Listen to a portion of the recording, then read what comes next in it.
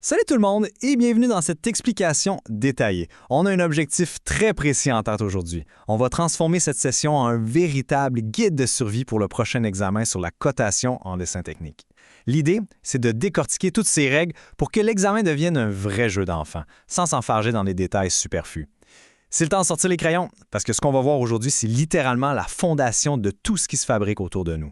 Bon, voici notre plan de match. On commence par les bases, ensuite on passe à notre fameuse liste de vérification pour l'examen. Après ça, on regarde les erreurs à éviter absolument, on va enchaîner avec le jeu mécanique et on termine en beauté avec les tolérances.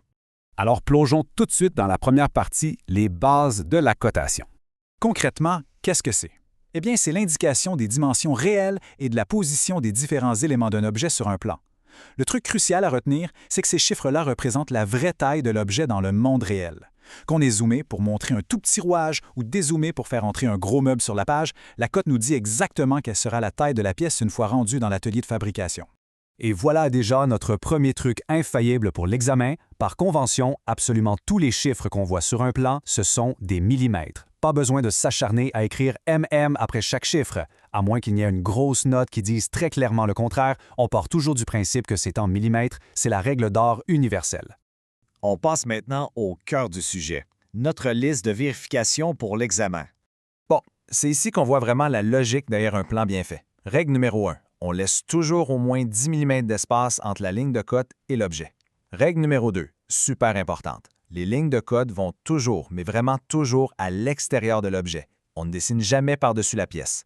Et finalement, la règle 3, on place toujours les petites cotes devant les plus grandes, au plus près de l'objet. Pourquoi? C'est tout bête. C'est pour éviter que nos lignes finissent par se croiser et faire un gros fouillis. Ça garantit que le plan reste super lisible pour la personne qui va devoir le fabriquer.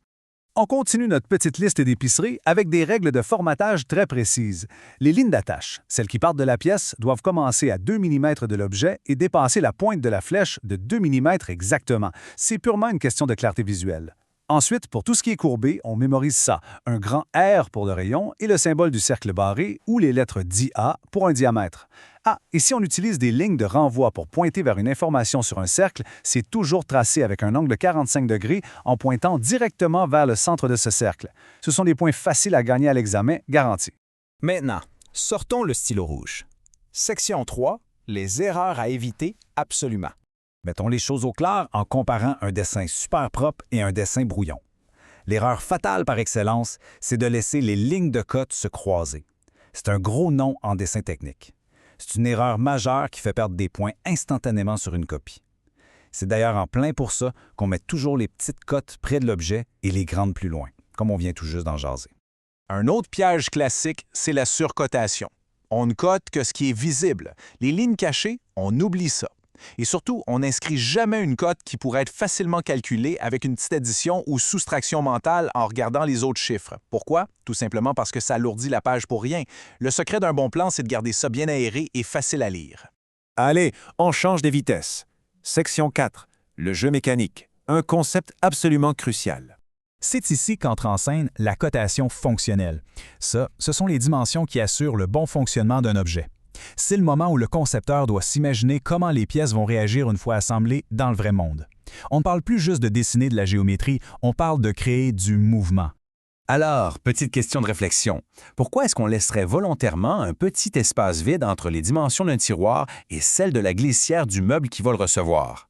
Eh bien, la réponse, c'est le jeu mécanique. C'est logique quand on y pense. Si le tiroir faisait au millimètre près la même largeur que l'ouverture du meuble, la friction serait totale, ça coincerait tout de suite et le meuble serait un échec complet. La cotation fonctionnelle sert justement à calculer et à indiquer cet espace libre vital pour que nos mécanismes puissent s'ouvrir, se fermer ou tourner sans encombre. Ce qui nous amène à notre dernière partie. Section 5, les tolérances, illustrées avec le fameux exemple du bouchon de bouteille. Concrètement, une tolérance dimensionnelle, c'est une petite marge d'erreur qu'on ajoute aux cotes lors de la fabrication. C'est l'écart maximal acceptable entre le dessin parfait sur le papier et la vraie pièce qui sort de l'usine. Ça donne une marge de manœuvre essentielle pour fabriquer la pièce sans gâcher la fonction de l'objet. Ce qui est fascinant ici, c'est le lien direct entre la précision et l'argent. Si on exige une tolérance hyper serrée pour avoir une pièce presque parfaite, ça prend de la machinerie ultra sophistiquée et les coûts de production explosent. C'est bien correct pour construire un vaisseau spatial, mais pour un stylo en plastique produit à des millions d'exemplaires, on accepte une tolérance beaucoup plus généreuse. Ça garde les coûts au plancher et le stylo fonctionne très bien quand même. Prenons l'exemple classique d'une bouteille d'eau. Le goulot a un diamètre idéal de 25 mm avec une tolérance de plus ou moins 0,5 mm. Donc, à l'usine, si un goulot sort entre 24,5 et 25,5 mm, c'est parfait, on le garde. Le bouchon, lui, fait 31 mm avec une tolérance de plus ou moins 0,3 mm. En combinant ces mathématiques-là, on s'assure que le bouchon va toujours se visser super facilement, sans coincer ni fuir, et ce, peu importe de quelle usine viennent les pièces. Regardons ce chiffre de plus près. Plus ou moins 0,3 mm pour le bouchon. C'est minuscule. C'est à peine l'épaisseur de quelques feuilles de papier. Ça montre bien à quel point la fabrication de nos objets de tous les jours demande en fait une précision mathématique redoutable pour que tout s'emboîte parfaitement. Petite nuance pour l'examen, il faut savoir que les tolérances ne sont pas toujours parfaitement symétriques en plus ou en moins. Imaginons l'installation d'une fenêtre. Si le trou dans le mur fait exactement 1550 mm, la fenêtre peut très bien être 5 mm plus petite pour s'y glisser sans forcer. Donc, moins 5 mm, on accepte. Par contre, la tolérance vers le haut est de plus 0 mm, parce que si la fenêtre est ne serait-ce que 1 mm trop grande, elle ne rentrera jamais dans le cadre du mur. Pour clore cette petite séance de préparation à l'examen, imaginons un instant un monde sans ces fameux jeux mécaniques et ses tolérances strictes. Combien de nos objets de tous les jours refuseraient tout simplement de fonctionner ou se briseraient instantanément? De la simple charnière d'armoire jusqu'au moteur de notre auto, ce sont ces petites règles invisibles sur des plans papier qui font en sorte que notre monde tourne rond. Gardons ça en tête, maîtrisons bien notre petite liste de vérification et le prochain examen de décès technique sera un véritable jeu d'enfant. Bonne étude!